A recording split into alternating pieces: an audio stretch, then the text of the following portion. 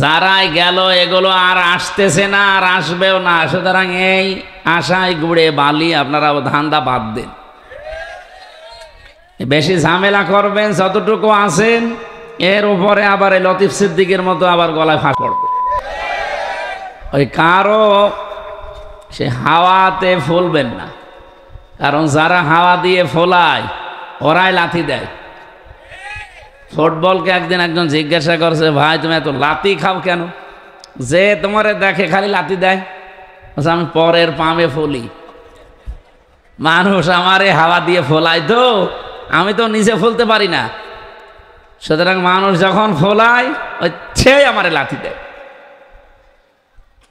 সুতরাং আপনি নিজে যখন ফুলতে পারেন না, ফুলবেন না। অন্য কেউ হাওয়া দেবে আর আপনি ফলবেন আশায় বুক বেঁধে, সে জামানা শেষ হয়ে গেছে। এই দেশে ৩৬শে জুলাই যারা ঘটিয়েছে, এটা শুধুমাত্র কয়েকজন ছেলে মেয়ে না, সারা বাংলাদেশের সব মানুষ তাদের সাথে ছিল।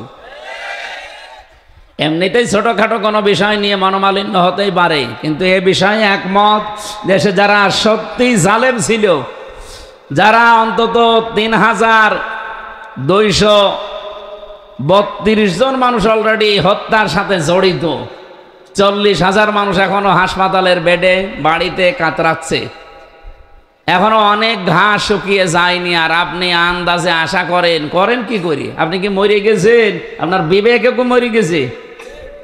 যেন আশা করছি ওই রকম আশা আমরা যেন আর কেউ না করি। আগামীতে করলে যতটুকু আছে আবার আজাবুল বুলডোজার নাজিল হয়ে দেখা যাচ্ছে ৩২-৩৩ হয়ে যাবে। এখনো যে কটা কবর মবর আছে ওগুলো কিন্তু ৩৩ করে ফেলবে মানুষ। এখনো রাগ গেছে? বলেন, জালেমদের প্রতি রাগ আপনার যদি শেষ হয়ে যায়, আল্লাহ বলেন আমি জালেমদের ওপরে যা রেগে আছি এটা জীবনেও শেষ হবে না, কারণ আমি নিজে জালেমের বিরুদ্ধে মামলা দায়ের করব। আলা তাহসাবান্নাল্লাযীনা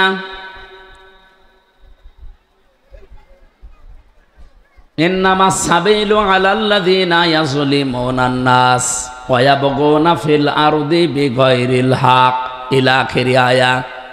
সূরা শুরার ৪২ নম্বর আয়াতের ভেতরে আছে, অবশ্যই আমি আল্লাহ নিজে মামলা দেব, কেস করব তাদের বিরুদ্ধে যারা মানুষ হয়ে মানুষের উপরে অত্যাচার করেছে। শুধু করেছে আল্লাহ এমন দেননি, ইয়াজলিমুন এটা মজারে বর্তমান ভবিষ্যৎ, প্রেজেন্ট ফিউচার। আল্লাহ পাক যদি বলতেন ইয়াজলিমুন আল মুসলিমুনা, যারা মুসলমানদের উপরে অত্যাচার করে বা করবে, তাহলে আয়াতটা আমি পড়তাম না। আল্লাহ দিয়েছেন ইয়াজলিমুন আন নাস। বলেন তো হিন্দু কি মানুষ না? আরো জোরে বলেন, খ্রিস্টান মানুষ না? এ পৃথিবীতে মানুষ পদবাচ্চে যারাই বিবেচিত, তাদের উপরে যদি কেউ জুলুম করেন, অত্যাচার করেন, তার অধিকার নষ্ট করেন, আপনি লিখে নিতে পারেন আপনি আল্লাহর মামলার আসামি। আমি তো কোরআনের আয়াতের এই চোখ লাগিয়েছি, বাস্তবে দেখতে পাচ্ছি আমার এই দেশে বহু মানুষ এখন অলরেডি আল্লাহর মামলার আসামি হয়ে বসে আছে। বুঝে বলছেন তো ঠিক নাকি? নিজের ওয়াজ আবার নিজের ওপরে পড়ে না যেন। আপনি টের পাচ্ছেন আমি কি বললাম? এই ১ বছর ১ মাসের ভেতরে বহু মানুষ অলরেডি, ১৫ বছরে তো জালেমরা ছিলই, এমনকি ১ বছর ১ মাসে অনেকে আল্লাহর মামলার আসামি হয়ে গেছে। আপনি যখনই দেখবেন আপনার দ্বারা মানুষের অধিকার নষ্ট হচ্ছে, তার হক নষ্ট হয়, তার উপরে জুলুম হয়ে যায়, নির্যাতন হয়, আপনি ভেবে নেন, চিন্তা ভাবনা করে বিশ্বাস করতে পারেন যে আপনি আর দুনিয়ার হামজার মামলার আসামি না, আপনি সরাসরি আল্লাহর মামলার আসামি। এবার একটা গোপন তথ্য বলছি, এদিকে তাকান। এই ওঠাওঠি করে কারা গো? একটু বসেন ভাই, ঘন্টা খানিক সময় দেন।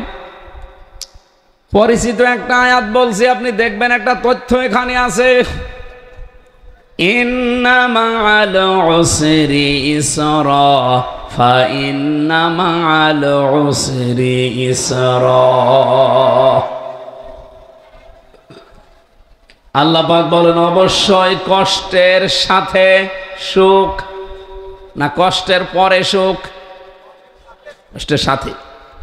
যদিও এখন বাংলা আমরা যেগুলো অনুবাদ করা দেখি এখানে কষ্টের পরে লিখে দিয়েছে, আরবিতে বাদ মানে পরে, এ শব্দটা কোরআনে এখানে নেই।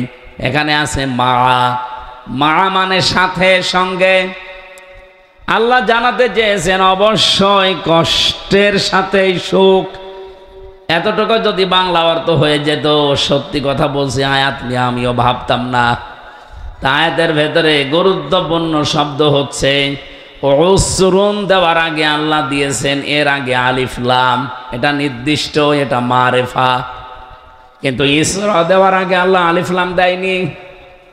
উসরুন মানে কষ্ট, ইসরা মানে সহজ, শান্তি, সুখ, স্বস্তি, নিরাপত্তা, কল্যাণ, অনেকগুলো অর্থ আছে। এদিকে তাকান, কষ্টের আগে আল্লাহ আলিফ লাম দিয়ে নির্দিষ্ট করে দিলেন, এর আগে দিয়েছেন মারা, এর আগে দিয়েছেন ইন্না। সূরা আলাম নাসরার আয়াত। আমি এখান থেকে যেটা বের করতে পেরেছি তাফসীর পড়ে, আপনি একটু মিলান তো দেখেন আপনার জীবনে আবার মিলে যায় কিনা। দুনিয়াতে কোনো মানুষ যদি একটা কষ্ট সহ্য করে, আর এই কষ্টটা যদি হয় আল্লাহর জন্যে, রাসূলুল্লাহর জন্যে, মানবতার জন্যে, এটা ক্লাস চলছে ভাই, বারবার বাবা ওঠাউটি করলে তো ছুটি দিয়ে দেওয়া থাকবে।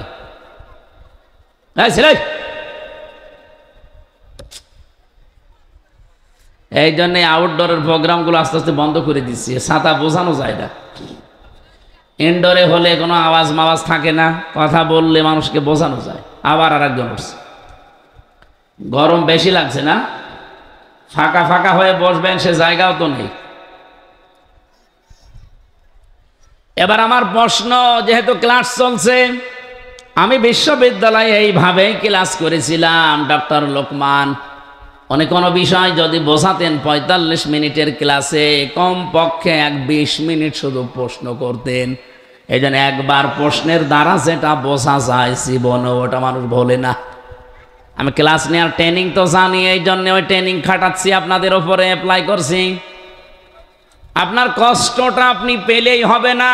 কষ্ট যদি আপনি আল্লাহর জন্য পেয়ে থাকেন, রাসূলুল্লাহর জন্য পেয়ে থাকেন, মানবতার জন্য পেয়ে থাকেন, এই তিনটা কারণের যে কোনো একটা কারণে যদি দুনিয়ায় কেউ কষ্ট পায়, তার একটা কষ্টের সাথে সুখ আছে কয়টা? যেহেতু ইসরা এটা অনির্দিষ্ট না কেরা, কমপক্ষে তো তিনটা আছে। সর্ব ঊর্ধ্বে আপনি 70টা পর্যন্ত, 700 পর্যন্ত পাবেন। কোরআনে কারীম জানিয়েছে মান জাবিল হাসানাতি ফালাহু আশরু আমসালুহা লিহা। এই পৃথিবীতে কোনো মানুষ যদি একটা ভালো কাজ করে, এই একটা ভালো কাজের জন্য কমপক্ষে তারে 10টা নেকি দেওয়া হয়। একের বদলে কয়? আরো জোরে বলেন।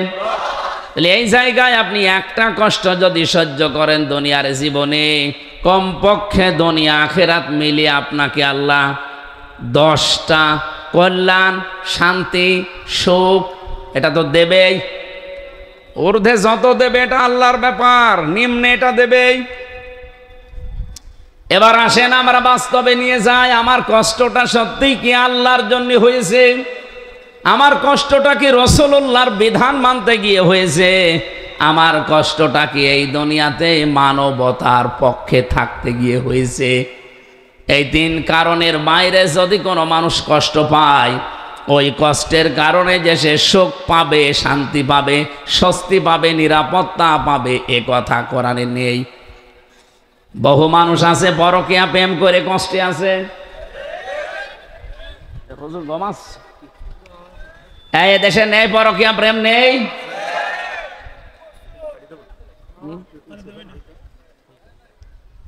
কেন এটা না দিয়ে একটা সোফা দিলে তো ভালো হতো। আপনাদের বসা তো কঠিন। বসা যায় না এই কাঠের চেয়ারে। আমার রিমান্ডে এই 3 বছরে যে টর্চার করেছিল মানে দেখানো যায় না, খালি বলা যায়। এ যা অত্যাচার হয়েছিল পেছনে, ও ম্যাডাম ছাড়া কাউরে দেখানো সম্ভব না, এই জন্যে বসতে পারি না। এই তোলা নরম অথবা সোফা হলে একটু ভালো বসে থাকতে পারে, তাছাড়া এই 10 মিনিট পর পর আবার উঠে দাঁড়ানো লাগবে। ওইটা থাকলে ভালো হতো, এখন নেই যেহেতু থাক, কষ্ট হলেও ঘন্টা খানিক থাকবেন, কাজ হবে। আমি এই যে পর্যন্ত বললাম, বলেন এ পর্যন্ত আপনি বুঝেছেন কিনা? আলেম যারা আছে আমার মনে হয় তারা হালকা বুঝতেছে। আপনার কষ্ট হওয়া লাগবে আল্লাহর জন্যে, রসুলের জন্যে, মানবতার জন্যে। আপনি যদি পরকীয়া প্রেম করে কষ্ট পান, ওই কষ্টের জন্য সুখ পাবেন?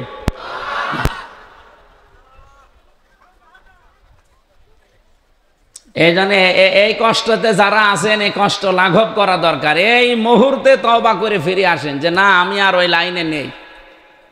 যারা রাজি আছেন দেখে হাত তোলেন তো। ঠিক আছে, তাহলে 180 মাইল বেগে চলছে এই এলাকায়। সম্মানিতা মা বোনেরা, আজকে পরকীয়া এই যে শব্দটা, এটা অনেক দিন লিপ্ত ছিল। আমি নাম নিলাম না, চাষির সাথে আউযুবিল্লাহ মনোমালিন্য হয়ে গেছে, রাগ আর কন্ট্রোল করতে পারে নাই চাষি, শেষ পর্যন্ত ব্লেড দিয়ে ওই ভাতিজার জায়গা কেটে দিয়েছে। এবার কাজ যা করবি কর। এখন এই যে জায়গা কেটে দিলেও এ কি কষ্ট পাচ্ছে না? এই কষ্টের পরেই তো সুখ আসতেছে। ও কি আল্লাহর জন্য কষ্ট পিস, রসুলের জন্যে, মানবতার জন্যে না, কিসের জন্যে?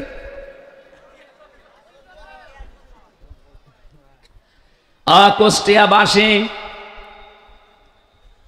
যে কথাটা তুলছিলাম আপনাদের সামনে, তাহলে আপনাকে কষ্ট পাওয়া লাগবে ওই 3টা কারণে, তাহলে দুনিয়াতে আপনি মাস্ট বি 10টা শান্তি, সুখ, কল্যাণ পাবেন। আখিরাত মিলে কত পাবেন এটা আল্লাহ ভালো জানে, আমি জানি না। দ্বিতীয়বার দেখবেন আয়াতটা আল্লাহ আবার রিপিট করেছেন, ফাইন্না মাআল উসরি ইসরা। কিন্তু মানুষ যদি এই পৃথিবীতে একটা শান্তি পায়, সুখ পায়, কিন্তু এই সুখটা যদি হয় অবৈধ সুখ, তারে একটা অবৈধ সুখ ভোগ করার কারণে দুনিয়া আখিরাত মিলে আল্লাহ তাকে কমপক্ষে 10টা অশান্তি, অকল্যাণ, অপমান, অপদস্থ এর ভেতরে তাকে ফেলবেই। কে বুঝলেন বলেন তো এখান থেকে এই 2টা আয়াত? আপনি যদি অবৈধ কোনো সুখ ভোগ করেন দুনিয়ায়, তাহলে একটা সুখের কারণে কমপক্ষে 10টা লাঞ্ছনা, গঞ্জনা, অপমান, অপদস্থ, অকল্যাণ, এগুলো আপনার জীবনে ভোগ করা লাগবে 10টা। এর উপরে কত আছে আমি জানি না, আল্লাহ জানে। এবার আপনি বাস্তবে বাংলাদেশের সাথে মিলান, বহু মানুষ এই দেশে অবৈধ সুখ ভোগ করেছে বিভিন্ন ক্ষমতার মসনদে বসে। সুখটা তাদের বৈধ ছিল না, কারণ আপনি সুখ বৈধভাবে ভোগ করতে হলে মানুষের স্বীকৃতি লাগবে।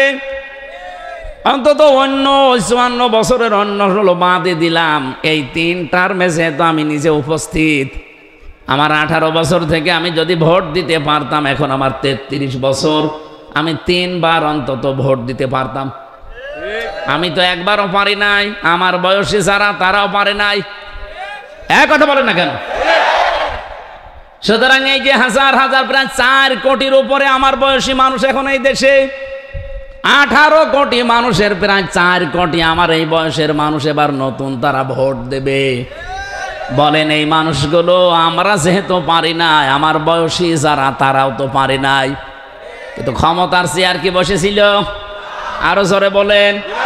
যারাই ছিল তারা কি ক্ষমতার এই চেয়ারে বসে কোনো সুখ পায়নি, কোনো শান্তি পায়নি? পাইছে মানে এক একজনের 620টা বাড়ি। সেদিন কোন দেশে যেন ছিলাম, সিঙ্গাপুরে না মালয়েশিয়া, যেন এক শয়তান দেখি নিচে বসে বসে চা খাচ্ছে। ও দেখে আমি চিনে ফেলেছি, নিচে নেমে বললাম, কি এখানে কেন? বলছো, হুজুর আমি আগেই পালিয়েছি। আপনি পালালেন কেন? আপনার না 620টা বাড়ি।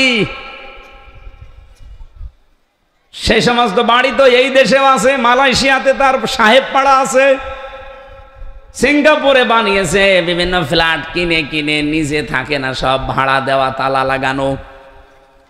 বলছে না আমরা এখন ওই সাহেব পাড়ায় যেতে পারি না, বাংলাদেশের 20 লক্ষ মানুষ এই দেশে কাজ করে, যদি আমার এভাবে প্রকাশ্যে খোলামেলা দেখতে পাই পিটিয়ে ভর্তা বানিয়ে ফেলবে। এই জন্য চুরি করে আসি, কেউ জানে না। আপনি আমার জন্য দোয়া করেন। দোয়া ওজনে দোয়া আসে? ওজনে কি আসবে? বদদোয়া।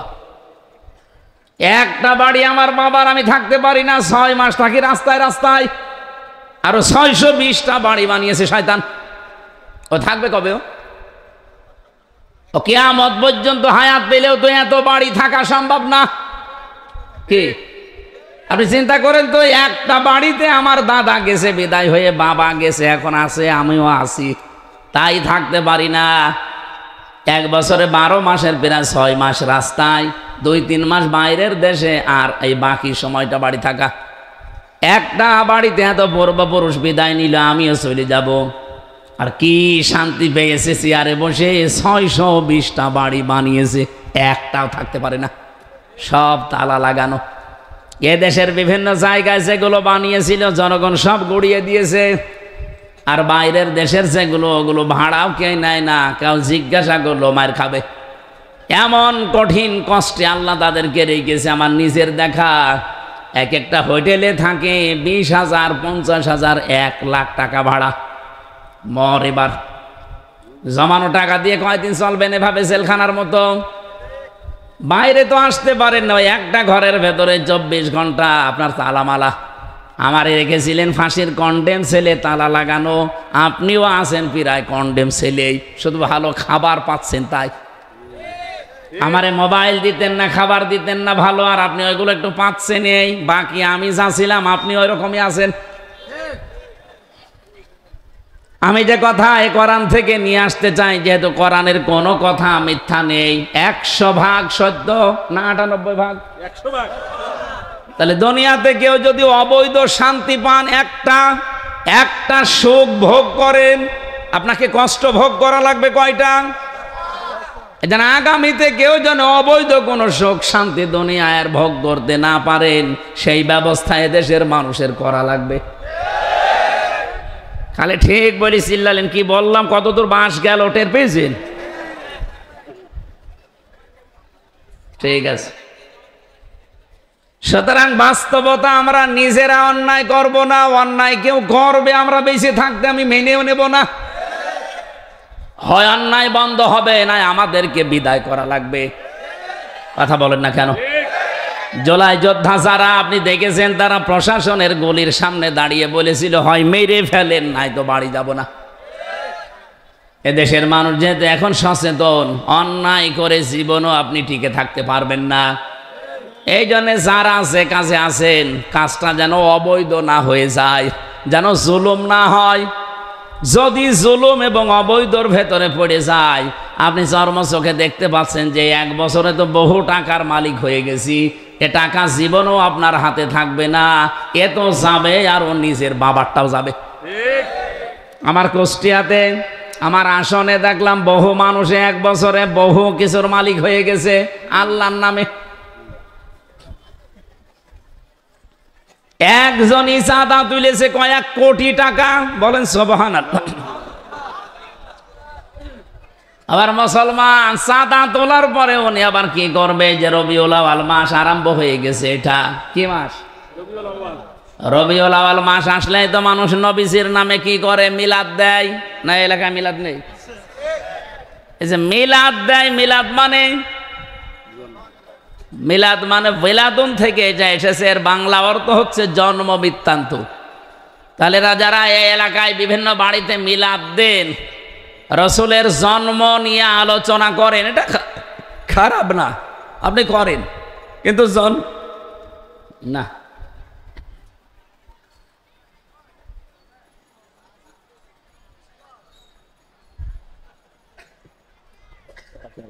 ঠান্ডা হয়ে গেছে, থাক কিছু লাগবে না। কুষ্টিয়াবাসী মিলাদ থেকে যে শিক্ষাগুলো ইতিহাসের কিতাবে আছে, সিরাতের কিতাবে আছে, আপনি আর রাহিকুল মাখতুম পড়েন, সিরাত ইবনে হিশাম পড়েন, সিরাত বিশ্বকোষ পড়েন, নবী রহমত পড়েন, মানবতার বন্ধু মোহাম্মদ রাসূলুল্লাহ পড়েন। আমি প্রায় 13টা গ্রন্থ পড়া শেষ করে এইটা পেয়েছি মিলাদে। মিলাদ যদি কেউ পড়তে চান, দিতে চান, তারে কমপক্ষে 27টা শিক্ষা নেওয়া লাগবে। একটাও নেয় না, আন্দাজে মিলাদ পড়ছে, ইয়া নবী ভাইটা শুরু হয়ে গেছে।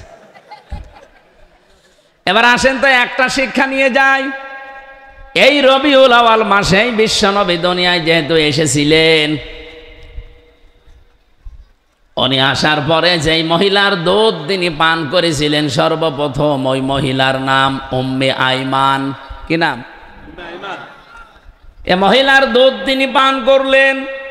দ্বিতীয় নম্বরে এই পৃথিবীতে নিজের মা ছাড়া আর একজন মহিলার দুধ তিনি পান করেছিলেন, তার নাম হালিমাতুস সাদিয়া রাদিয়াল্লাহু তাআলা আনহা। হযরতে হালিমা নিজে মুখ দিয়ে বলছেন, আমি নিজে এসেই চাঁদের মতো ফুটফুটে সন্তানটাকে বুকে তুলে নিলাম, ডান স্তন তারে দিলাম, সে পান করেছে, বাম স্তনে মুখ লাগিয়েছি, তিনি মুখ বের করে নিলেন। একবার, দুইবার, তিনবার মুখ লাগালাম, তিনবারে তিনি মুখ বের করে দিলেন। চোখের ইশারা দিয়ে আমাকে যেন জানাতে চায়, মা হালিমা জোর করেন কেন? ডান স্তন আমারে দিয়েছিলেন, আমি তো পান করেছি, এটা আমার অধিকার, হক। বাম স্তন আমি জানি আপনার সন্তান আছে আর একটা, তার নাম আব্দুল্লাহ, সেও আমার বয়সী। এ পৃথিবীতে আমি ভাইয়ের হক নষ্ট করার জন্য আসি নাই, এসেছি ভাইয়ের হক দুনিয়ায় ফিরিয়ে দেওয়ার জন্যে। খোকসাবাসী শুধু শোনার পরে ঠিক জি সুবহানাল্লাহ বলার জন্য বলি নাই, কি বুঝলেন বলেন? এখান থেকে যেই নবী মায়ের কোলে বসে ভাইয়ের হক ফিরিয়ে দেয়, নষ্ট করে না, সেই নবীর উম্মত আমরা। যত বড় হচ্ছে, দিন যত যাচ্ছে, ভাইয়ের হক মারার জম হচ্ছে। অনেকে বনের সম্পদ দিতে চান না, বলে এটাও আবার দেওয়া লাগবে। যদিও মাঠেরটা দিয়ে দেয়, বাড়ির সম্পদ দিতে চায় না, বলে ভিটার ভাগও দেওয়া লাগবে। দেওয়া লাগবে মানে তোমারে জন্ম দিয়েছে তোমার বাবা, আর ওইটাকে ডাউনলোড করে নিয়ে এসেছে। সাহাবায়ে কেরামের জীবন থেকে আপনি বলছি, তারা নিজের সম্পদগুলো নিজেরা যখন ভাগ করত, এই যে মেরাজ বন্টন করত, মাঠের জমি বলেন, বাড়ির জমি বলেন, এটা তো দিয়েই দিত। এমনকি খাবার খাওয়ার জন্য যে গ্লাস, প্লেট, যে রান্না করার হাঁড়ি, পাতিল, এইটা পর্যন্ত ভাগ করে দিয়ে দিত। এরকম মানুষ এই খোকসায় আছে। খালি মাঠের জমি হালকা পাতলা দেয়, তা অধিকাংশ মেরিয়ে দেয়। এই কথা বলে না কেন? এইটা আমি আজ 9 দিন আগে এসেছি মক্কা মদিনা থেকে, প্রায় 25 জন আমরা একসাথে। কয়েকজনের খবর আমার কাছে আছে, পাশের থানা না, এই পাশের জেলা না, ঝিনাইদহ, মাগুরা, এখান থেকেও কয়েকজন ছিল। কয়েকজনের খবর আমি নিজে যেহেতু ছিলাম দেখেছি। বনের জমি জাল দলিল করে বা ফাঁকি দিয়ে, তারে না দিয়ে নিজের নামে করে ওইটা বিক্রি করে উনি ওমরায় যাচ্ছে। আর বনকে বলে এসেছে, তোর জন্য কাবা শরীফে দোয়া করে দেবো, যা। ও কিয়ামত পর্যন্ত যদি ওমরা করে, ওর ওমরা কবুল হয়ে বসে আছে। বাংলাদেশে আসা দূরের কথা, জেদ্দার বিমানবন্দরও আসবে না। হ্যাঁ, নামের আগে আপনি হাজী সাহেব উপাধি পাবেন, মানুষ আপনাকে আলহাজ বলে ডাকবে, এতটুকু শেষ। আর আসার সময় ওই জমজমের পানি আর খেজুর নিয়ে এসে মন মতো খাবেন, এই শেষ। কিচ্ছু হয়নি, কারণ জমি যেটা দেননি ওটা দেওয়া ছিল ফরজ, আর যেটা করে এসেছেন ওমরা, এটা ছিল নফল। তামাম পৃথিবীর কতগুলো নফল এক জায়গায় করলে একটা ফরজ হয় না? কথা বলছেন তো নাকি? এদিকে সরে আসেন। আমি কি অন্ধ? তাম পৃথিবীর কতগুলো সুন্নত এক জায়গায় করলে একটা ফরজ হয় না। সুন্নত সব এক জায়গায় করলে একটা ফরজের দাম যেহেতু হয় না। আপনি যেটা করে আসলেন ওমরা, এটা কি সুন্নত ছিল না ওমরা নফল ছিল? একটা নফল করতে গিয়ে আপনি ফরজ জিনিস বাদ দিয়ে দিয়েছেন। অথচ রবিউল আউয়াল মাসের মিলাদের শিক্ষা ছিল এইটা যে ভাইয়ের হক ফিরিয়ে দেন। এটা নবীর জন্মের কাহিনী না? হ্যাঁ, কথা বলেন। বিশ্ব নবী নিজে যেটা করেছিলেন তার দোদ ভাই আব্দুল্লাহর জন্যে, নবীজি শুধু দোদ ভাইয়ের জন্য করেননি, এটা শুধু দোদ ভাইয়ের সাথে আচরণ করে আমাদের জানিয়ে দিলেন আল মুসলিম ও আখুল মুসলিম। দোদ ভাই হোক আপন ভাই হোক, পৃথিবীর যত মুসলমান সব ভাই ভাই। সুতরাং তাদের অধিকারও যেন নষ্ট না হয়, তাদের হক যেন নষ্ট না হয়, সচেষ্ট থাকবা। এইটার নাম মিলাদ। এই মিলাদ যদি বাংলাদেশে চলতো, এই দেশে চাঁদাবাজি হতো। আমি কি বেশি বলে ফেললাম? অনেক ভাইয়ের হক ফিরিয়ে দিচ্ছেন, মায়ের স্তনে দুধে মুখ লাগায় না। আর কত মানুষ আছে অবৈধ ইনকাম করে চাঁদাবাজি করে মিলাদ দিচ্ছে। যে আপনি টাকা পেলেন কোথায় ভাই? বসে চাঁদার টাকা, দোয়া করেন।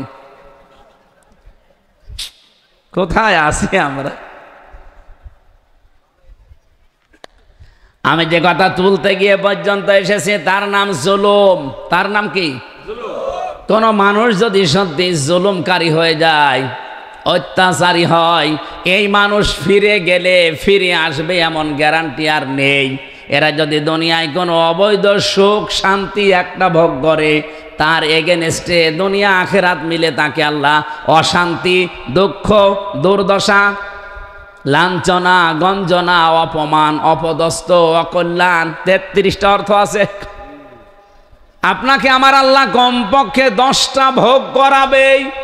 আমি নাম ধরেই বলছি, হাসিনা এই 15 বছরে বহু অবৈধ সুখ সে পেয়েছে, অবৈধ শান্তি ভোগ করেছে। এক কথা বলেন না কেন? জনগণের রায় না নিয়ে গেলেই সেটা অবৈধ হবে। সুতরাং অবৈধ ক্ষমতা পেয়ে যারাই শান্তিতে ছিলেন তারা লিখে নিতে পারেন দুনিয়া আখিরাত মিলে 10টা।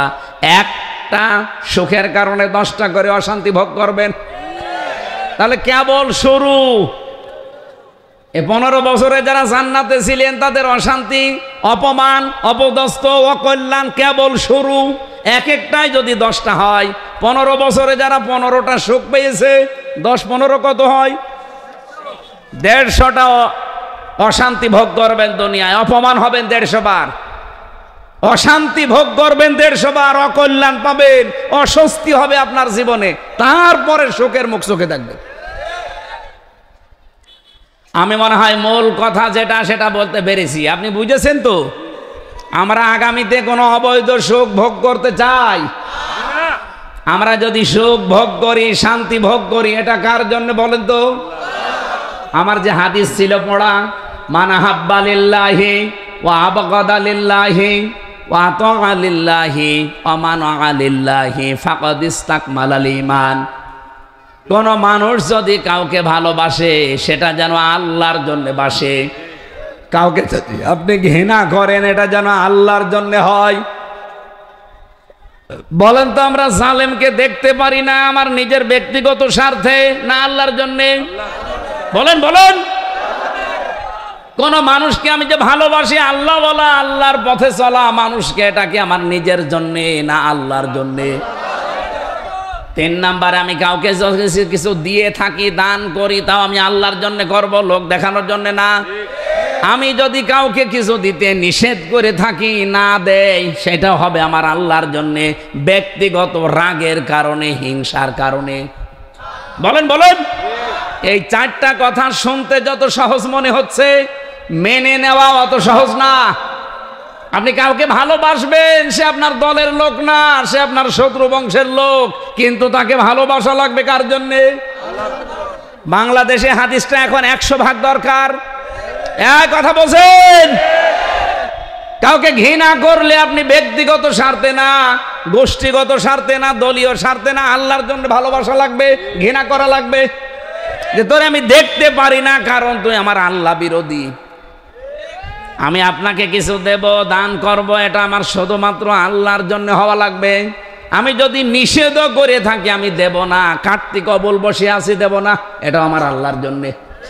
নবীজি বলেন ফাকাদ ইস্তাকমালাল ঈমান, সে যেন তার ঈমানকে পরিপূর্ণ করে নিল। বলেন সুবহানাল্লাহ। এই হাদিস মানার সময় এখন 100 ভাগ এসে গেছে। আমি সহ যারা শুনলাম, এই বাংলাদেশে হাদিসটা মেনে আমাদের ঈমানকে যেন পরিপূর্ণ করে নিতে পারি। বলেন আমিন। তাহলে নবীজি মক্কা থেকে মদিনায় যে হিজরত করেছিলেন, জালেম অবস্থায় না মাজলুম? এই জন্য আল্লাহ গ্যারান্টি দিয়েছিলেন লা রাদ্দুকা ইলা মাআদ, আপনাকে আমি ফেরত নিয়ে আসবো। কিন্তু যারা জালেম হয়ে বিদায় নেয় তাদের ফেরত নিয়ে আসবে আল্লাহ, এ কথা কোরআনে আছে, হাদিসে আছে, ইতিহাসে পেয়েছেন। তাহলে আন্দাজে বুক বাঁধেন আশায় কোন কারণে? কি বলতে চাই আপনি বুঝে ফেলেছেন, এই জন্য আমি নিচে নামলাম না। সুতরাং সব ওই মিথ্যা আশা, মিথ্যা আকাঙ্ক্ষা বাদ দেন, যেটা বাস্তবের সাথে মেলে সেই দিকে আসেন। জালেমরা এই পৃথিবীতে, বিশেষ করে বাংলার মাটিতে আর ফেরত আসতে পারবে না। আর কেউ যদি জালেম হয়, যে অবস্থা আমাদেরকে শিখিয়েছে 36শে জুলাই, কেউ না জালেম যদি আগামীতে তৈরি হয় সে টিকেও থাকতে পারবে না ইনশাআল্লাহ।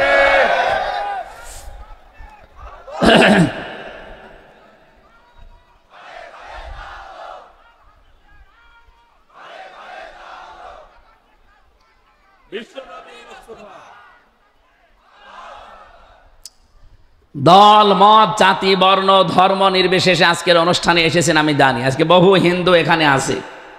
আমি আজকে আসর থেকে মাগরিব পর্যন্ত একটা অনুষ্ঠানে ছিলাম কুষ্টিয়া ত্রিমোহনী।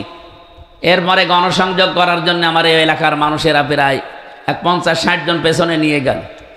আমার মনে হয় 500 দোকান যদি ওই বাজারে থাকে, 50টা দোকান দাদা বাবুদের হিন্দু পেয়েছি, কারণ তার চেহারা দেখলেই তো বোঝা যাচ্ছে যে হিন্দু। এখানে আমার মনে হয় বহু মানুষ এলাকায় যদি হিন্দু বসবাস করে থাকে, তারাও এসেছে কোরআনের জন্য, কারণ কোরআন শরীফ শুধু মুসলমানদের জন্য না। কি কথা বলেন? হাদা বায়ানুল লিন্নাস হুদাল লিন্নাস, মানুষ পদবাচ্চে যারা বিবেচিত তাদের জন্য আল্লাহ কোরআন দিয়েছেন।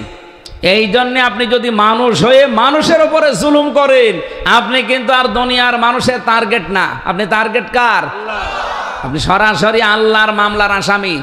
আমরা যেন এরকম দুর্ভাগ্যে পড়ে না যাই, খুব সচেতন থাকা লাগবে। আমার দ্বারা কারো অধিকার যেন, হক যেন নষ্ট না হয়। আল্লাহ মেনে চলার সুযোগ করে দাও। বলেন আমিন। দরুদ সালাম পাঠ করছি কারণ এটা রবিউল আউয়াল মাস।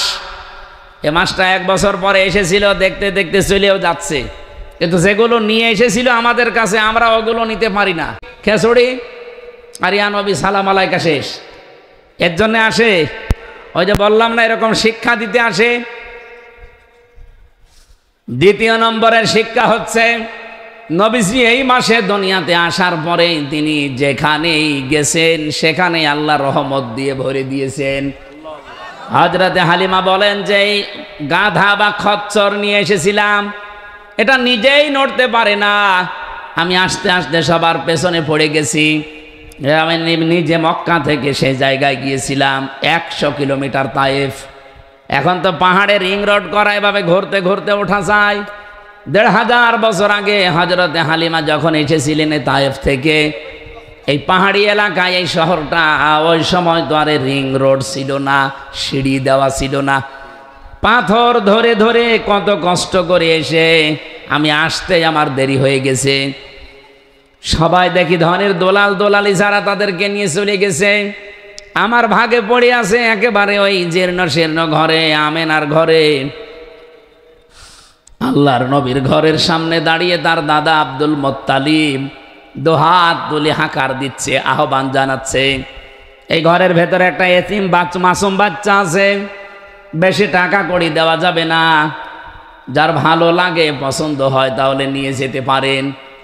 হযরতে হালিমা বলেন, সর্বশেষ আমি এসে দেখি কেউ আর নেই, সবাই আমার আগেই চলে গেছে। ঘরের ভেতরে প্রবেশ করে দেখলাম একেবারে খালি হাতে ফেরত যাওয়ার চাইতে অন্তত কিছু নিয়ে যায়। হযরতে হালিমাতুস সাদিয়া বলেন, আমি তখন মুশরিকা, আমি ঈমান আনি নাই, আমি মুশরিকা, একজন অমুসলিম মেয়ে লোক, আমি আল্লাহ কি রাসূল কি ওগুলো আমি বুঝি না, কারণ আমার কাছে ওই দাওয়াত আসে নাই। অথচ আমি ঘরের ভেতরে প্রবেশ করে দেখি আকাশের চাঁদ যেন আমেনার কোলে ধরা দিয়েছে। দেখতে যেহেতু ভালো লেগে গেছে, স্বামীর সাথে পরামর্শ করলাম যে দেখতে তো ভালো লাগছে, কি করা যায়? নিয়ে চলো। শুধুমাত্র কোলে তুলে নিয়েছি, আমার স্তনে এমনিতেই দুধ ছিল না, তাকে তুলে নেওয়ার সঙ্গে সঙ্গে আমার স্তনে আল্লাহ দুধ দিয়ে ভরে দিয়েছে। আমি বাইরে এসে দেখি আমার স্বামী ছাগল বলে বকরি বলে যেটা, এখান থেকে 2 বালতি দুধ দহন করে নিয়ে আমার সামনে হাজির। জিজ্ঞাসা করলাম, দুধ পেলেন কোথায়? স্বামী আমারে ডাক দিয়ে বলে, হালিমা, কি একটা কেরামতি বুঝলাম না, কিছুক্ষণ আগে যেই বকরির স্তনে দুধও ছিল না, হঠাৎ দেখি তাদের স্তনগুলো দুধে পরিপূর্ণ হয়ে গেছে। আমি কিছু নিয়ে এসেছি, এখনো পর্যন্ত স্তনে দুধ আছে। হযরতে হালিমা বলেন, শুধু আমি তুলতে দেরি, খচ্চরের ওপরে যে গাদা নড়তে পারতো না সেটা এখন দ্রুত গতিতে চলতে আরম্ভ করেছে। বাড়িতে নিয়েছিলাম, আমি নিজে গিয়েছিলাম হালিমার বাড়িতে। এবার ওই বাড়ি এখন নেই, কিন্তু সেই দৃশ্যগুলো মনে হচ্ছে। ওখানে যাবার পরে দেখি আমার খেজুর গাছগুলো মরে শেষ, খেজুর ছিল না। তো মুহাম্মদুর রাসূলুল্লাহকে আমার বাড়ির এরিয়ায় প্রবেশ করাতে দেরি, পাকা পাকা খেজুর ধরতে দেরি হয়নি। গোয়ায় পানি ছিল না, দেখি পানি চলে এসেছে। যতদিন আমার কাছে মোহাম্মদ এই ছেলেটা ছিল, ততদিন অভাব কারে বলে আমি চোখে দেখিনি। অভাব আমার আল্লাহ সব দূর করে দিয়েছে। এটা রেকর্ড হচ্ছে, এই জন্য বলছি, পৃথিবীর মুসলমানেরা, রবিউল আউয়াল মাস খালি নবীর মিলাদ পড়ে সিরাত আলোচনা করে শেষ করে দেবেন আপনি না। এই যে 27টা শিক্ষা বলছিলাম, একটা পেলাম কি, ভাইয়ের হক ফিরিয়ে দেওয়া লাগবে। 2 নম্বরে রহমত ছিলেন তিনি, ওমা আরসালনাকা ইল্লা রাহমাতাল লিল আলামিন। আল্লাহ কিন্তু আলম বলেন নাই, আলামিন দিয়েছেন। রহমাতাল লিল মুসলিমিন বলেন নাই, রহমাতাল লিল আলামিন বলেছেন। আমি আমার নবীকে তামাম পৃথিবীতে যত জগৎ আছে, যত জগৎ আমি বানিয়েছি, সব জগতের জন্য আমার নবীকে আমি রহমত করে পাঠালাম। হযরতে হালিমা একজন মুশরিকা মহিলা। এই মহিলা যদি নবীকে কোলে তুলে নেওয়া থেকে শুরু করে বাড়ি পর্যন্ত তার সব আল্লাহ রহমত আর বরকত দিয়ে ভরে দিতে পারে। আজ বিশ্বের মুসলমানেরা এখন তার আদর্শকে যদি আমরা আঁকড়িয়ে ধরতে পারি, আল্লাহর কসম মাছ ফর গাড়া লাগবে না, এমনিতেই ইসরায়েল মিশে যাবে। তিনি যেখানে যাচ্ছেন সেখানে রহমত বরকতে আল্লাহ ভরে দেয়। সে আল্লাহ এখন আর নেই, সেই নবীর আদর্শ এখন নেই। ফাইনা তাযহাবুন, কোথায় যাচ্ছেন আপনি? আসেন, ফিরে আসেন রাসূলের আদর্শের দিকে। বিশ্ব নবী মুহাম্মদ রাসূলুল্লাহ এই রবিউল আউয়াল মাসে এসেছিলেন রহমত হয়ে। আমাদেরও উচিত আমাদের জীবনটা যদি ভরে নিতে হয় আল্লাহর রহমত দিয়ে, তার আদর্শ বাদ দিয়ে কোনো বাবা চাচার আদর্শ দিয়ে হবে না। এখনো পর্যন্ত বাংলার মানুষকে এটা আমি বোঝাতেই পারি না, যাদের আদর্শ মুহাম্মদুর রাসূলুল্লাহ বাদ দিয়ে অন্য কেউ হয়ে আছে, আপনি লিখে নিতে পারেন আপনি জাহান্নামী। আমি এটা বানালাম, আদাবুল মুফরাদের ভেতরে আছে। ইমাম বুখারী লিখেছেন, বুখারী শরীফ লেখার আগে কিতাবটা তিনি লিখেছেন, প্রথম অধ্যায়ে তিনি দিয়েছেন 6টা কারণে মানুষ বিনা হিসাবে বিনা বিচারে জাহান্নামে যাবে, কোনো কথা আল্লাহ জিজ্ঞাসাও করবে না। তার 3 নাম্বার কারণ হচ্ছে দুনিয়ায় যাদের আদর্শ বিশ্ব নবী ছিল না, অন্য কেউ ছিল। আপনি একটু নিজের দিকে তাকিয়ে ভাবেন তো, বাংলাদেশে এরকম মানুষ নেই। আপনি নামাজও পড়েন, রোজাও রাখেন, হজ করেন, যাকাত দেন, আপনি দাঁড়িয়ে গেছেন, হজ করে এসেছেন, অথচ আপনার আদর্শ আজ পর্যন্ত রাসূলুল্লাহকে আপনি পা থেকে মাথা পর্যন্ত, রান্নাঘর থেকে সংসদ পর্যন্ত মানতে পারেননি। আপনার আদর্শ হয়ে আছে আপনার বাবা। আমি কি বেশি বললাম? আমি আপনাকে বাঁচাতে চাচ্ছি আল্লাহর কসম। এটা কুষ্টিয়া জেলার ভেতরে খুব বেশি ভালোবাসি মক্কা মদিনার পরে আপনাদের। আসেন, ফিরে আসেন। আমি নাই তো দেখতে পাচ্ছি কোরআন আর হাদিসের চোখ দিয়ে আপনি জাহান্নামে দৌড়াচ্ছেন। আশা করছে আপনার বিবেকে ধাক্কা লাগবে। এরপরেও যদি কারো ধাক্কা না লাগে, আমার মনে হয় ওর কুকুরে প্রসাব করেছে বিবেকে। এটা বলছে ঠিক। একটা উপন্যাস পড়ছিলাম, এক লোক শ্বশুর বাড়ি যাচ্ছে, রাস্তার পাশে দেখছে একটা গন্ডার। ও গন্ডারকে কাঁতো কুতো দিয়েছে। কাঁতো কুতো দিলে তো হাসে মানুষ, মনে করছে গন্ডারও হাসবে, দেখে না। 3 দিন শ্বশুর বাড়ি থাকার পরে ফিরে আসতেছে রাস্তা দিয়ে, হঠাৎ দেখে গন্ডার ওখানে আছে, এবার হাসতেছে। কি গো, 3 দিন আগে তোরে কাঁতো কুতো দিলাম, তখন তো হাসলে না, এখন হঠাৎ করে হাসতেছ? গন্ডার বলছে, বন্ধু 3 দিন সময় লেগেছে চামড়া ভেদ করে কাঁতো কুতো লাগতে। গন্ডারের কাঁতো কুতো লাগতে সময় লাগে কয়দিন? আমাদের সাথে সাথে আল্লামা সাঈদী 50-60 বছরে কাঁতো কুতো দিয়েছে। কথা বলছে। আমরাও বিভিন্ন কায়দায় কাঁতো কুতো দিচ্ছি। 15 বছরের ভেতরে আমি তো প্রায় 11 বছর ময়দানে কথা বলেছি। ডাইরেক্ট বলতে পারি না, ইনডাইরেক্ট কাঁতো কুতো দিয়েছি, মানুষ বোঝে নাই। এখন একটু ডাইরেক্ট দিচ্ছে, তাও বোঝে না। আমার মনে হয় এরে আর কোরআন হাদিস দিয়ে হবে না, এরে ঝড়ি কোদাল লাগবে। আশা করছে আপনার বিবেকে হালকা হলেও ধাক্কা লাগবে। আল্লাহ জানা আমাকে আর যারা এসেছি একমাত্র মুহাম্মদ রাসূলুল্লাহ বাদ দিয়ে আর কাউকে আমরা মানি না, আদর্শ হিসাবে অন্তত। এই কথা বলেন না কেন? কারণ পৃথিবীর সবগুলোর ভেতরে ধোঁকাবাজি, প্রতারণা আছে। মুহাম্মদ রাসূলুল্লাহর জীবনে প্রতারণা আছে? নেই। আপনি কাকে মানেন তার জীবনই তো আপনার কাছে পরিষ্কার না। আমি নাম ধরেই বলছি, এই দেশে যারা রাজনীতি করেন, যেহেতু রেকর্ড হচ্ছে সারা দুনিয়া এখন যায়, আপনি যদি বঙ্গবন্ধুর আদর্শ মেনে রাজনীতি করেন, কসম আল্লাহর, আপনি গ্যারান্টি দিতে জীবনেও পারবেন না যে বঙ্গবন্ধু জীবনে একটা মিথ্যা কথা বলেনি। পারবেন? বলতে পারবেন? যারা বিএনপিতে আছেন তারাও গ্যারান্টি দিতে পারেন না যে শহীদ জিয়া জীবনে একটা মিথ্যা কথা বলেনি। পারবেন না। যারা জামাত ইসলামী এই দেশে করে, তারা যদি তাদের আদর্শ মুহাম্মদ রাসূলুল্লাহ বাদ দিয়ে মাওলানা নিজামীকে মনে করেন আমার আদর্শ, আপনি জীবনেও গ্যারান্টি দিতে পারবেন না মাওলানা নিজামী জীবনে একটা মিথ্যা কথা বলিনি। একজনের ব্যাপারে শুধু এই গ্যারান্টি দেওয়া যায়, ওয়া ইন্নাকা লাআলা খুলুকিন আযীম। তিনি হচ্ছেন আমাদের নবী মুহাম্মদুর রাসূলুল্লাহ।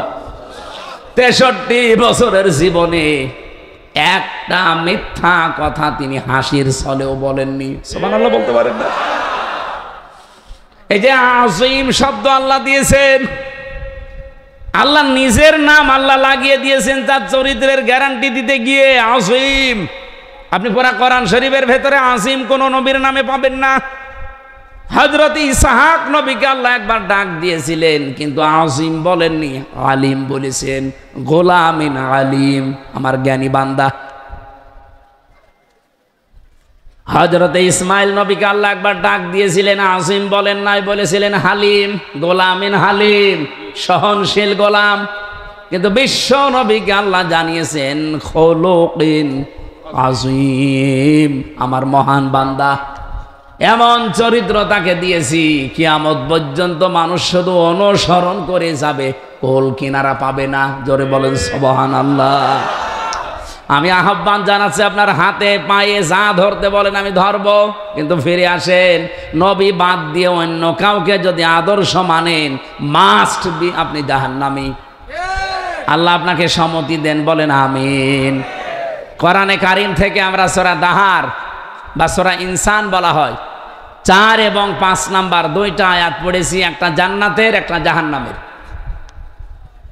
জান্নাত এবং জাহান্নামী মানুষের কিছু শাস্তি এবং কিছু নিয়ামতের কথা আল্লাহ আমাদেরকে শোনাচ্ছেন, আমরা যেন উদ্বুদ্ধ হই এই জায়গায় যাওয়ার জন্যে।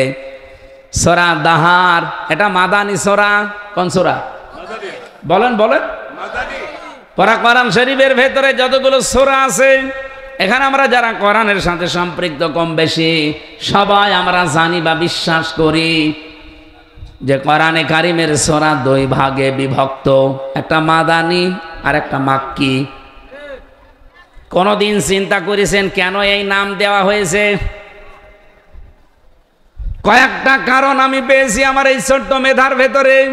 একটু তাকান এদিকে ভাই। 1 নম্বরে মাদানী সূরা নামকরণ করা হয়েছে যেই কয়টা 9টা কারণ আমি পেয়েছি, তার অন্যতম কারণ হচ্ছে এটা চিনতে হলে সহজ উপায়, এর একটা চিহ্ন আছে। মাদানী সূরা যদি কেউ চিনতে চান দেখবেন সে তার ভেতরে ইয়া আইয়ুহাল্লাযীনা আমানু আছে, বা ঈমানদারকে আল্লাহ অ্যাড্রেস করেছেন। কিন্তু মাক্কি সূরার ভেতরে ইয়া আইয়ুহাল্লাযীনা আমানু নেই, আছে ইয়া আইয়ুহাল ইনসান বা ইয়া আইয়ুহান নাস। এবার আমার প্রশ্ন, যারা এখানে লেখাপড়া হালকা করেছেন তাদের কাছে একটু খেয়াল করেন তো, 92টা সূরা মক্কা আর 22টা সূরা মদিনায়। এই 92টার ভেতরে কোনো দিন আল্লাহ ইয়া আইয়ুহাল্লাযীনা আমানু বললেন না। কেন বলেননি? ওই সময় কি মক্কায় নবীজি ছিল না? বলেন বলেন। আবু বকর ছিল না? হযরত ওসমান ছিল না? এত বড় বড় ইমানদার থাকার পরেও আল্লাহ ইয়া আইয়ুহাল্লাযীনা আমানু বলেননি। ওহে যারা ইমানের দাবিদার না, বলেছেন ইয়া আইয়ুহান নাস, হে মানব মণ্ডলী। এই মানুষগুলোই যখন মক্কা থেকে মদিনায় হিজরত করে বিশ্বনবী নিজে, আবু বকর সিদ্দিক, হযরত ওমর ফারুক রিদওয়ানুল্লাহি তাআলা আলাইহিম আজমাইন, এই মানুষগুলো মদিনাতে যাবার পরে যখন রাষ্ট্র গঠন করে রাষ্ট্রটা কোরআন দিয়ে চালিয়েছে 10 বছর। কয় বছর? 10 বছর। এই 10 বছরে যতগুলো সূরা 22টা, এই 22টা মাদানী সূরার ভেতরে আল্লাহ উল্লেখ দিয়েছেন 89 বার আছে ইয়া আইয়ুহাল্লাযীনা আমানু, ওহে ঈমানের দাবিদার। আমার এই মেধার ভেতরে এই চিন্তাটা এসেছে এই মাক্কি মাদানী সূরার এই ইঙ্গিত, এই যে চিহ্ন সিমটাম, তাদের যে সূচিগুলো দেখে এতটুকু আমি বুঝতে পেরেছি, মক্কায় নবীজি ছিলেন, আবু বকর ছিল, কিন্তু মক্কার দায়িত্বে, রাষ্ট্রের দায়িত্ব ছিল আবু জেহেল। যতদিন পর্যন্ত কোরআনে কারিমের বিধান কায়েম করা না যায়, ওই দেশে যত বড় সুফি দরবেশি বাস করুক না কেন, আল্লাহর দৃষ্টিতে তারা পূর্ণাঙ্গ ইমানদার হতে পারে না। অথচ এই মানুষগুলোই মদিনায় গেছে, মদিনায় যাবার পরে রাষ্ট্র গঠন করে রাষ্ট্র ক্ষমতা নিয়ে তারা কোরআন দিয়ে রাষ্ট্র চালিয়েছে। যদিও মদিনায় ওই সময় ইহুদি ছিল, মুশরিক ছিল, ওই সময়ও নাসারা ছিল, কিন্তু কোরআনের বিধান দিয়ে রাষ্ট্র চলার কারণে আমার আল্লাহ যতবার এবার অ্যাড্রেস করেছেন, বলেছেন ইয়া আইয়ুহাল্লাযীনা আমানু। এই 54 বছরে এখনো পর্যন্ত কোরআনের 500 আইন আছে, একটাও চলে নাই। আপনি যত বড় সফি দরবের আকাশ দিয়ে উড়ে যান, হাজার হাজার মুরিদ আপনার, আল্লাহর কসম আল্লাহর দৃষ্টিতে এখনো আপনি পরিপূর্ণ ইমানদার হতে পারেননি। এই জন্য আমরা চাচ্ছি এবার জোয়ার যখন অলরেডি উঠে গেছে, আমি তো শুধু খোকসা নিয়ে নেই, সারা বাংলাদেশের 630টা থানায় আমি কম বেশি যাচ্ছি, সারা দেশে আওয়াজ উঠেছে এবার আমরা কোরআনের আইন দেখতে চাই।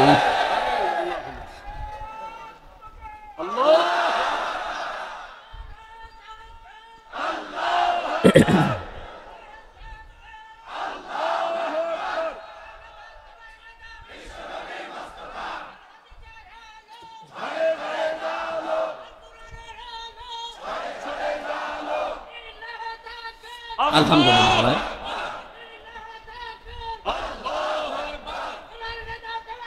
বিশ্বনবী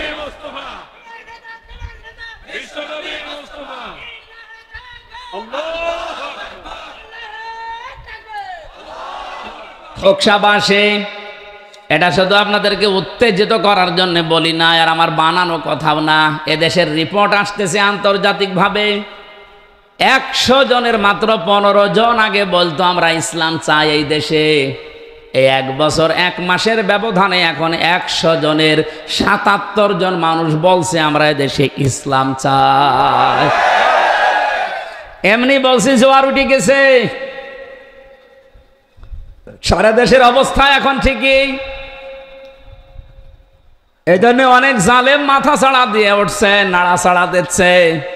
আপনি যতই নাড়া ছাড়া দেবেন তত আপনার আযাবুল বুলডোজার নাজিল হবে। 32-33 হবে, শুধু নাড়া ছাড়া বাদ দেন। জোয়ার যখন এসেছে একবার দেখেন না কেন কোরআন দিয়ে দেশ চললে কেমন দেখা যায়? দেখতে মনে চায় না আমাদের? আমি আপনাদের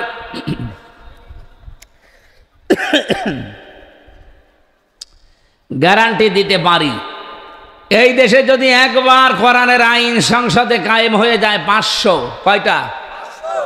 5 বছর চলা লাগবে না, মাত্র 1 বছর চলবে। কিয়ামতের আগে এই দেশ থেকে ইসলামের কাছ থেকে কেউ কেড়ে নিতে পারবে না। আশপাশের যে প্রতিবেশীগুলো আছে দাদারা, তো ইমান যাদের নেই তারা তো ট্রাকের চাকা বাস্টে হলেও ভয় মরে যায়। আর ওদের তো যে অবস্থা, আমি তো নিজে ভারতে বহুবার গেছি, আমি দেখেছি। ওদেরকে আপনি শুধু বলেন এই মেরে ফেলবো, কিন্তু ও আপনাকে বাপ না দুলাভাই ডাকবে। ভারতের বহু রাজ্যে আমি ঘুরেছি, কারণ এই দেশে আল্লাহর ওলি তো কথা বলতে দিত না। ওই দেশের মুসলমানেরা হালকা শক্ত আছে, মাঝে মাঝে বিভিন্ন প্রদেশে নিয়ে যেত। ওই মুশরিকরাও আসতো, হিন্দু যারা, তাদের সাথে মিশে দেখেছি এরা মরণকে কেমন ভয় পায়। মুসলমানদের আমার মনে হয় খাঁটি মুসলমান যারা, এদের আর যাই থাক মরণের ভয় নেই। বলেন বলেন, এটার প্রমাণ এই 36শে জুলাই।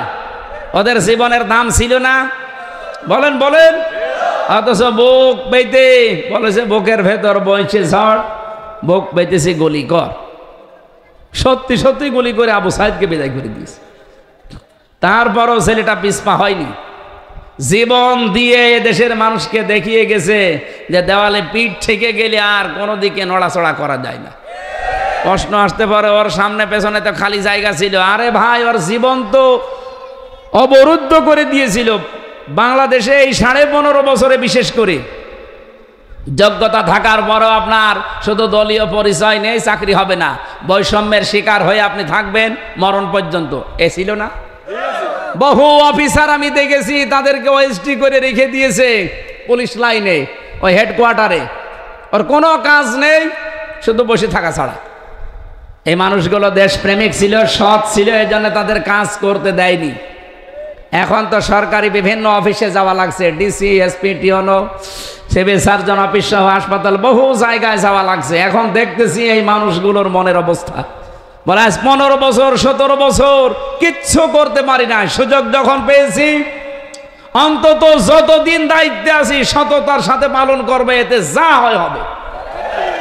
বাংলাদেশে আপনি দেখতে পাচ্ছেন না, সিলেটের ডিসি সরোয়ার আলম কি আরম্ভ করেছে কয়েকদিনে, যে কোথায় পাথর আছে নিয়ে আসা লাগবে না, জীবন ঝালাপালা করে দেব। আমার মনে হয় এরকম সরোয়ার ভাইয়ের মতো সারা বাংলাদেশে 1628 জন এখন দায়িত্বে আছে। সব লাগবে না, শুধুমাত্র 200 মানুষ যদি এরকম তৈরি হয় না, এই দেশটা দুর্নীতি মুক্ত হয়ে যাবে ইনশাআল্লাহ। আর এই দেশকে কি ঔষধ দেওয়া লাগবে, এটা তো কোরআনে আছে না নেই? আর আমরা বিশ্বের বিভিন্ন দেশ থেকে এটা পেয়েছি, দেখতেছি যে মানুষকে টাইট করতে হলে ঔষধ কোন জায়গায় দেওয়া লাগে। মালয়েশিয়ার মতো একটা দেশ, তারা আজ 21 বছরে দাঁড়িয়ে গেছে। এই দেশ থেকে এখন আমরা যাই, ওখানে রাস্তা ঝাড়ু দেয়, 4 কাপ ধোয়া মোছা করে, রাতের বেলা রাত 1:30, 2টা, 3টা যে দেখি রান্না করছে। বাংলাদেশে বাড়ি কোথায়? কুষ্টিয়ায়। কোথায়? কুমারখালী, খোকসায়।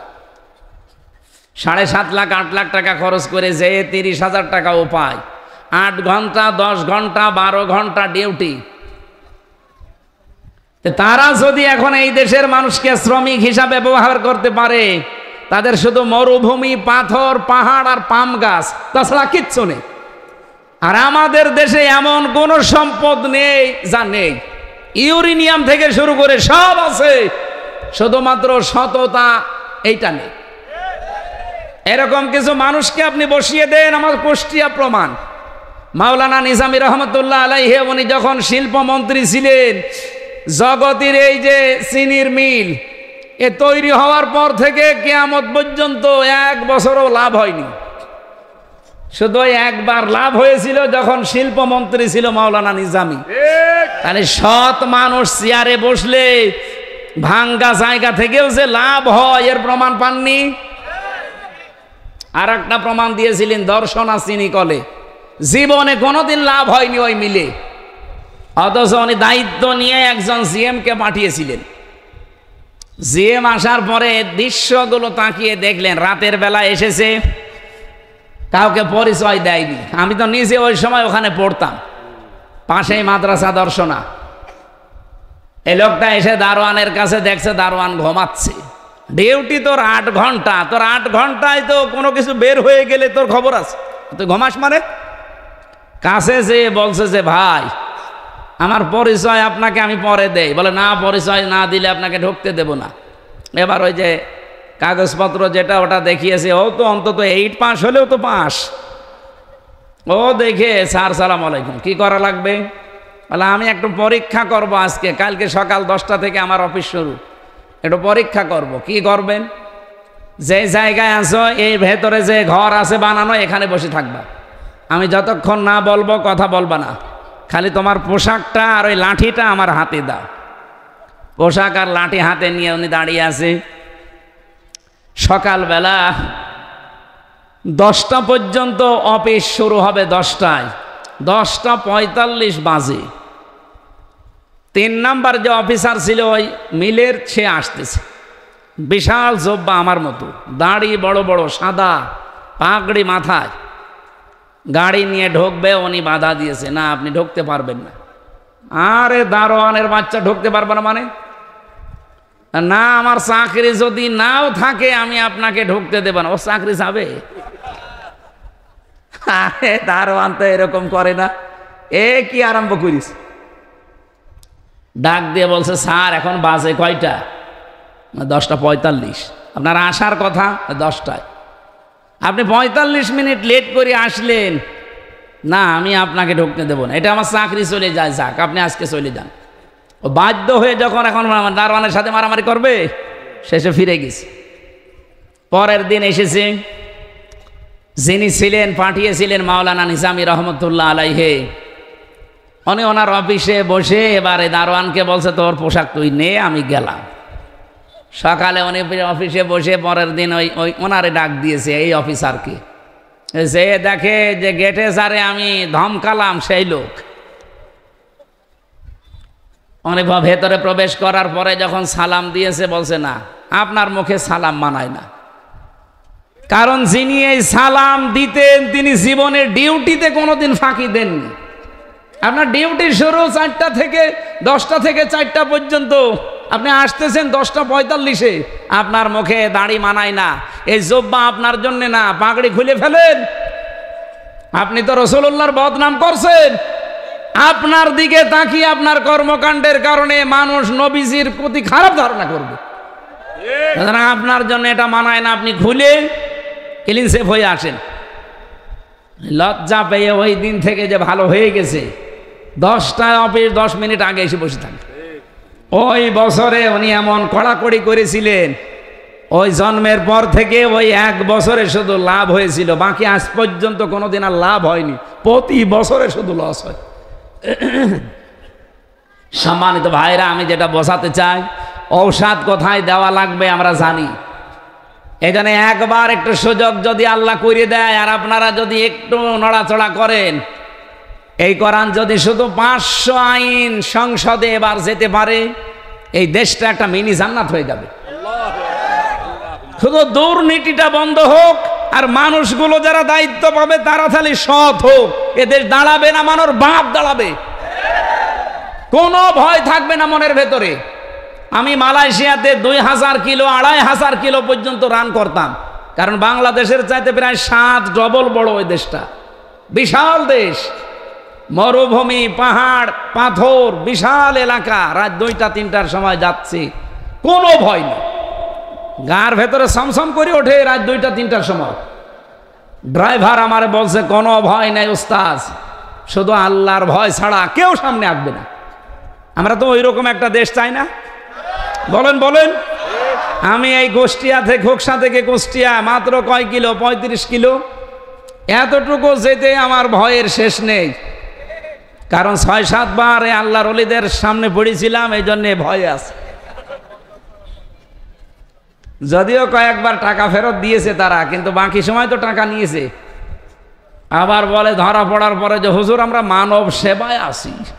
ওর শয়তান। অথচ মক্কা মদিনা সহ যতগুলো দেশের, এত বড় বড় দেশ, বাংলাদেশের চাইতে সৌদি আরব 14 ডবল।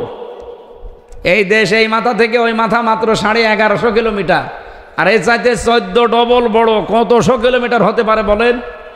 একটা ভয় শুধু মনের ভেতরে, যে আল্লাহর ভয়, তাছাড়া কোনো ভয় নেই। সুবহানাল্লাহ বলতে পারেন নাই? আল্লাহর নবী বলেন, ইদা কানা উমারাউকুম খিয়ারুকুম, হে আমার উম্মতেরা, তোমাদের ভেতরে যারা নেতা হবে তারা যদি তোমাদের সবচাইতে ভালো মানুষগুলো হয়, ওয়াগিনিয়াউকুম সামাহাউকুম, যখন তোমাদের দেশের ধনী মানুষগুলো দানশীল হবে, ওমরুকুম শুরা বাইনাকুম, যখন সব কাজগুলো পরামর্শের ভিত্তিতে করা হবে, ফাজহারুল আরদি খায়রুল লাকুম মিন বাতনিহা, তখন তোমাদের কবরে যাওয়া লাগবে না, এই জমিনটাই তোমাদের জন্য জান্নাত হয়ে যাবে। সিস্টেম অপর পৃষ্ঠায় দেখুন হাদিসের দ্বিতীয় অংশ, ওয়াইদা কানা উমারাউকুম শিরারুকুম, যখন দেশের দায়িত্বশীল নেতারা খারাপ চরিত্রের অধিকারী হবে, খারাপ মানুষ হবে, ওয়াগনিয়াউকুম বুখালাউকুম, দেশের ধনী মানুষগুলো যখন কৃপণ হয়ে যাবে, ওমরুকুম ইলা নিসাইকুম, যখন সব কাজে খালি মেয়েদের টানা হবে, ফাবাতুল আরদি খায়রুল লাকুম মিন যাহরিহা, আমি নবী বললাম তখন দুনিয়ার এই জমিনের চাইতে কবরের জমিনটাই তোমাদের জন্য ভালো হবে। অবস্থা এখন না? বলেন বলেন। আমরা হাদিসের ওই প্রথম অংশটা এবার বাস্তবে সেট করতে চাই বাংলাদেশে। 300 এমপির ভেতরে যদি সত্যি 151 জন কোরআন বুকে নিয়ে সংসদে এবার যেতে পারে, আর প্রত্যেক সংসদ অধিবেশনে যদি আইনগুলো পাশ করতে পারে, আপনি দেখবেন 1 বছরের ভেতরে বাংলাদেশটা মিনি জান্নাত হয়ে গেছে। মারিং কাটিং থাকবে না, চাঁদাবাজি থাকবে না, টেন্ডারবাজি থাকবে না, দুর্নীতির দল থাকবে না। একটা অফিসের নাম বলেন তো যেখানে দুর্নীতি হয় না। কোরআনে কারিমের আজকের আয়াতের ভেতরে আল্লাহ কিছু শাস্তির কথা দিয়েছেন জাহান্নামী মানুষদের। এই কারণে ইন্না আ'তাদনা লিল কাফিরিনা সালাসিলা ওয়া আগলালা ওয়া সাঈরা। এই যে সাঈর, এটা একটা জাহান্নামের একটা নাম। জাহান্নামের যতগুলো স্তরের নাম আছে তার ভেতরে এইটাও একটা নাম, এটা একটা দরজার নাম। জাহান্নাম একটা, জান্নাত একটা, কিন্তু তাদের স্তরের নাম আছে 100টা। আমি পেয়েছি কোরআনের ভেতরে জান্নাতের স্তর 100টা, আর জাহান্নামের স্তর পেয়েছি 17টা। আমরা 7টা জানি আর 8টা জানি, জানেন না এটা? জান্নাত কয়টা? 8টা। জাহান্নাম কয়টা? 7টা। এইটাই আমরা এতদিন জানতাম। কোরআনে কারিমে আমি সূরা হিজরের ভেতরে পড়তে গিয়ে 44 নম্বর আয়াতে পেয়েছি, আল্লাহ রাব্বুল আলামিন বলেন, লিকুল্লি বাবিম মিনহুম জুজুম মাকসুম লাহা সাবাতু আবওয়াব। জাহান্নামের দরজা 7টা। জাহান্নাম কয়টা? একটা। জাহান্নামের দরজা 7টা। দুনিয়াতে যে যে ধরনের অপরাধ করে আল্লাহ পাক তাকে ওই ধরনের দরজা দিয়ে প্রবেশ করায়। আজকের যে দরজা তার নাম সাঈর। এই দরজা দিয়ে সর্বপ্রথম প্রবেশ করবে তারা যারা কাফের। কি আর কাফের? কি এখানে যারা চাষ করে খান, কৃষক, জমি জায়গা যারা চাষ করেন, তাদেরকে কিন্তু আরবিতে কাফের বলা হয়। কি আরবিতে কি বলে? আরবিতে তাদের কাফের বলা হয়, বাংলায় চাষি বা কৃষক বলা হয়, ইংরেজিতে ফার্মার বলে। জিনিস কিন্তু একই। এখন যদি আপনি সৌদি আরবে বাস করে চাষবাস করে খান, আপনাকে ফার্মার বলবে না, কৃষক বলবে না, চাষি বলবে না, বলবে কাফের। কেন? যারা চাষ করে খায় এই মানুষগুলো কি করে যে তাদের কাফের বলা হয়? তারা জমিনের ভেতরে বীজগুলো বপন করে উপরে মাটি দিয়ে ঢেকে দেয়। এ কথা বলে না কেন? এই পৃথিবীতে যেই মানুষগুলো আল্লাহর কোন বিধান জানার পরে গোপন করে রাখে, চেপে রাখে, জানতে দেয় না, এগুলো এক প্রকার কাফের। আর বাংলাদেশে এই কাফের বেশি। কে জানে না সম্পদের যাকাত দিতে হয়? কে জানে না বলেন? অথচ 100 জনের 98 জন দেশে যাকাতকে জরিমানা মনে করে। তাহলে যাকাত জানার পরও যারা গোপন করে রাখে, চেপে রাখে, ঢেকে রাখে, এরা আরবিতে কি?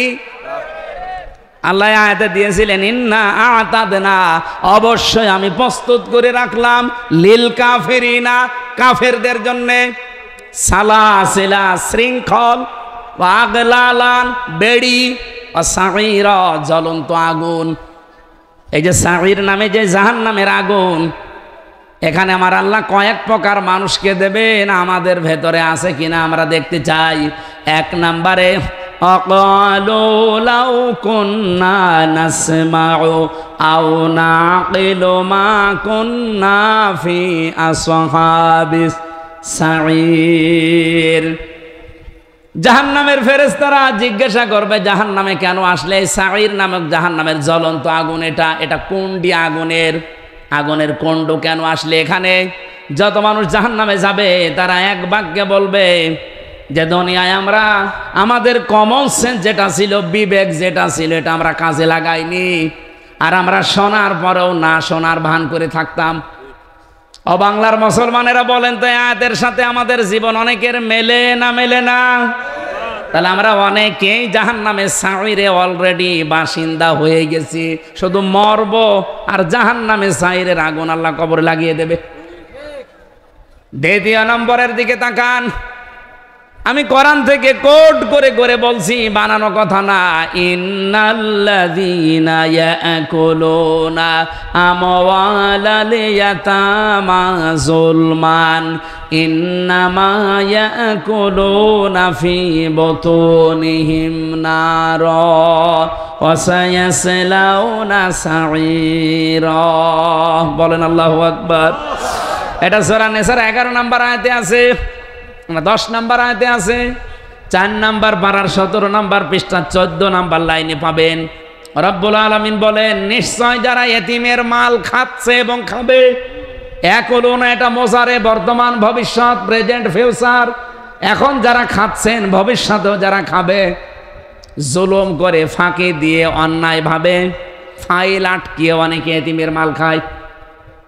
এখন বলেন উনি তো আর এতিম না। না, আমার নিচে যারা দায়িত্বে আছে সব আমার কাছে এতিম। এক কথা বলেন না কেন? একটা রাস্তার বাজেট হয়েছে 100 টাকা মন্ত্রণালয় থেকে। আপনাদের এই মালিক গ্রামের এই রাস্তাটা মনে করেন 100 টাকা বাজেট হয়েছিল। এই টাকাটা এখানে পর্যন্ত আসতে 97 টাকা আল্লাহর ওলিরা সব খেয়ে ফেলে, 3 টাকা দিয়ে রাস্তা বানায়। রাস্তার দায়িত্বে যিনি ছিল, আমি কথা বলেছি তার সাথে। এই লোকটা আমারে বলছিল, হুজুর আমরা তো রাজনীতি করা মানুষ, এদেশে রাস্তার ব্রিজের জন্য যত বাজেট আসে, এই সচিবের সাথে আমি কথা বলে দেখলাম, উনি বলছিল মাত্র 3 টাকা খরচ হয়, আর 97 টাকা ওখান থেকে এই মেম্বার পর্যন্ত সব পেটের ভেতরে ঢোকায়। এই যে যা বাজেট হয়েছিল এদেশের জনগণের বাজেট না? বলেন বলেন। তাহলে এই জনগণগুলো ওই 1628 জন মানুষের কাছে এতিম না? বলেন বলেন। এই এতিমের মাল যারা এতদিন খেয়েছেন, আল্লাহ বলেন ইন্নামা ইয়াকুলুনা ফি বুতুনিহিম নারা, ওরা যেন পেটের ভেতরে জাহান্নামের আগুন ভর্তি করেছে। ওদের পেট যতই সুন্দর দেখতে মনে হোক, আল্লাহর কসম পেটের ভেতরে মানুষের সম্পদ, এতিমের সম্পদ, জনগণের সম্পদ যারা খেয়েছেন আপনি বিশ্বাস করতে পারেন ওগুলো আগুন। এতটুকু আল্লাহ শেষ করেননি, ওয়াসায়াসলাউনা সাঈরা। সিন দিয়েছেন কোন সেন্টেন্সের আগে, সিন সাউফা কদ লাম এরকম 13টা শব্দ আছে। যদি কোনোটা আসে বাংলা অর্থ দাঁড়ায় খুব তাড়াতাড়ি। তার মানে যারা এতিমের সম্পদ ভক্ষণ করেন অন্যায়ভাবে জুলুম করে ফাঁকি দিয়ে, আপনি শুধু মরতে দেরি, নামাজি হন, রোজাদার হন, হাজি হন, কবরে আল্লাহ জাহান্নামে সাইরের আগুন লাগিয়ে দেবে। আল্লাহ আমি সহ যারা শুনলাম আমাদেরকে এই 2টা অপরাধ থেকে বাঁচাও। এরকম 5টা অপরাধের কথা আছে এই সাইরে যাওয়ার জন্য। এর পরের আয়াতে আল্লাহ দিয়েছেন, ইন্নাল আবরার ইয়াশরাবুনা মিন কাসিন কানা মিজাজুহা কাফুরা। অবশ্যই যারা আবরার, আবরার মানে আমার কুষ্টিয়ার কুমারখালীর আবরার ফাহাদ না, আবরার শব্দের শাব্দিক অর্থ নেককারগণ। যারা দুনিয়া আল্লাহর দৃষ্টিতে নেককার হতে পারবে, এই মানুষগুলোর জন্য আল্লাহ একটা পান পিয়ালা রাখবেন, মিন কাসিন কানা মিজাজুহা কাফুরা, তার সাথে আল্লাহ কাফুর মিশ্রিত করে দেবেন। এমন একটা নদীকে কাফুর বলা হয়। এই যে মিন কাসিন কানা মিজাজুহা কাফুরা, আল্লাহ কাফুরের ব্যাখ্যায় আমি ইবনে কাসির থেকে বলছি, এমন একটা নদী আপনাকে আল্লাহ দান করবে, যেই নদী যেখানে ইচ্ছা সেখানে আপনি সাথে করে নিয়ে যেতে পারবেন। আমাদের কুষ্টিয়ার গড়াই নদী তো এরকমই, যেখানে বলবো সেখানে চলে যাবে। বলেন বলেন। সুতরাং এমন একটা জীবন গঠন করার আহ্বান জানাচ্ছি। আল্লাহর এই নেককার আবরার এই মানুষগুলোর সাথে যদি সত্যি তার বানানো এই জান্নাতে আমরা যেতে পারি, যতগুলো নহর আল্লাহ আমাদেরকে দান করবেন ওটা শুধু আমার সাথে পেছনে পেছনে চলতে থাকবে। এখন আমার মনে হচ্ছে আমি নদী নিয়ে কক্সবাজার চলে যাব, আমার সাথে এই দুধের নহর সাথে সাথে চলে যাবে। দুনিয়ায় আমাদের ওয়াজ করা না, মানুষের কোনো কণ্ঠের ক্ষমতা নেই, চোখের ক্ষমতা নেই, কানের ক্ষমতা নেই যে এ বর্ণনা করে বোঝাতে পারে। আল্লাহ আমাদেরকে ওই জায়গা পর্যন্ত পৌঁছানোর তৌফিক দেন, বলেন আমিন। সম্মানিত মা বোন যারা এসেছেন, আপনারাও এই আবরারের জন্য, এই কাফুরা এর জন্য আপনাদেরকেও প্রতিযোগিতা করা দরকার দুনিয়ার এই ছোট্ট জীবনে।